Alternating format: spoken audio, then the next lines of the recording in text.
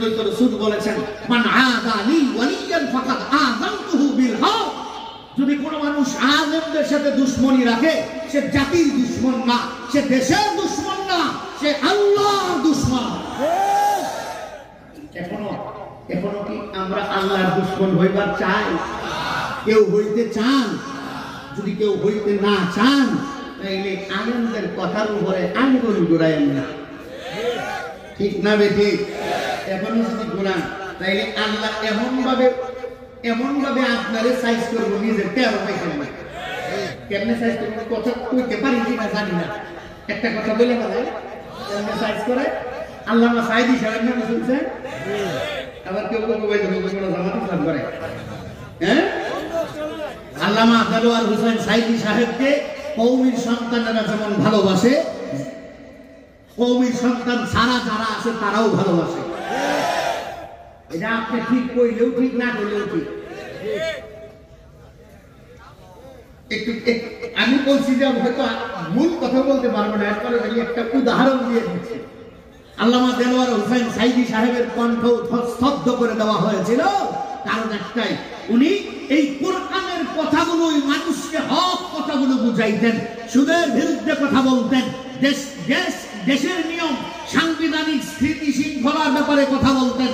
আর এই মানুষগুলো আপামর জনগণ, মূর্খ মানুষ পর্যন্ত যখন বুঝে গেছে, এই বাতিল শক্তি চিন্তা করে দেখেছে এই সমস্ত কোরআনের পাখিদের কণ্ঠ যদি রোধ করা না হয়, এদের রাত্রে বেলা বড় বড় বোতল খাওয়া বন্ধ হয়ে যাবে। বাস কি করা যায়? সেই জাতীয় বেঈমানি মামলা, যুদ্ধ অপরাধের দিল মামলা দিয়া। আগে ছিল না, নাকি ছিল? প্রত্যেক জনা সবার ভিতরে বলেছে যুদ্ধ অপরাধের মামলা কিন্তু চলবে, ঠিক না? ওই গেল কোথায় অমিলি, কোথায় কাদের কথা, কোথায় গেল ওই জালিমের গরম গরম কথা।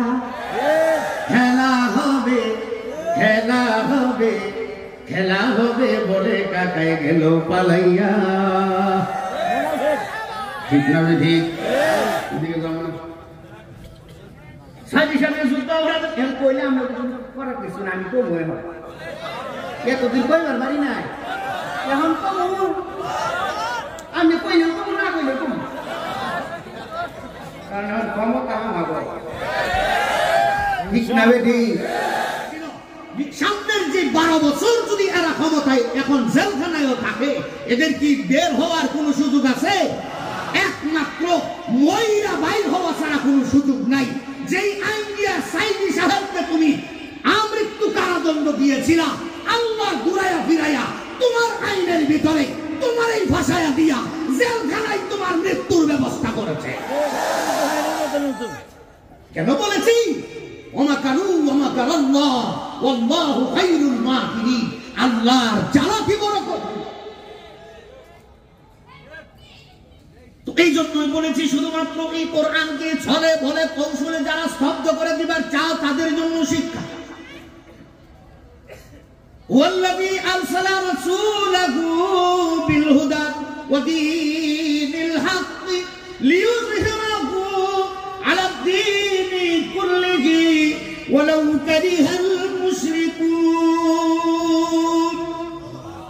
দুনিয়ার কোন মুশরিক, কোন মানুষ যদি কোরআনের নিয়মকে যদি অস্বীকার করে ফেলায়, এরপরেও তারা কোরআনকে মিটা দিবার পারবে না।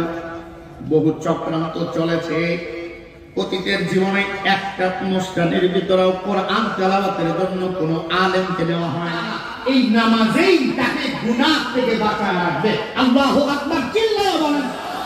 তো যেহেতু যুবক ভাইদের আয়োজনে আজকের এই বিশাল আয়োজন, যুবক ভাইদের প্রতি বিনয়ের সহিত একটা উপদেশ দিয়ে যায়, যেই উপদেশ গোটা মুসলিম উম্মাহকে আল্লাহ তাআলা দিয়েছেন, আমিও সেই উপদেশ আপনাকে দিয়ে যাই। ইনশাআল্লাহ কোরআন পড়ব, নামাজ পড়ব ইনশাআল্লাহ। শুনে বলেন কেমনে? আপনাদের ওযু নাই, কি করবেন? ওযু কইরা কোরআন পড়া উত্তম, তবে ওযু ছাড়া কোরআন পড়া যাবে কিন্তু ধরা যাবে না। লা ইয়ামাসসুহু ইল্লাল মুতাহহারুন, পবিত্রতা ছাড়া স্পর্শ করা যাবে না, কিন্তু পড়তে পারবে। তবে হ্যাঁ, ওযু করে পবিত্রতার সহিত পড়া এটা উত্তম। কি করবে?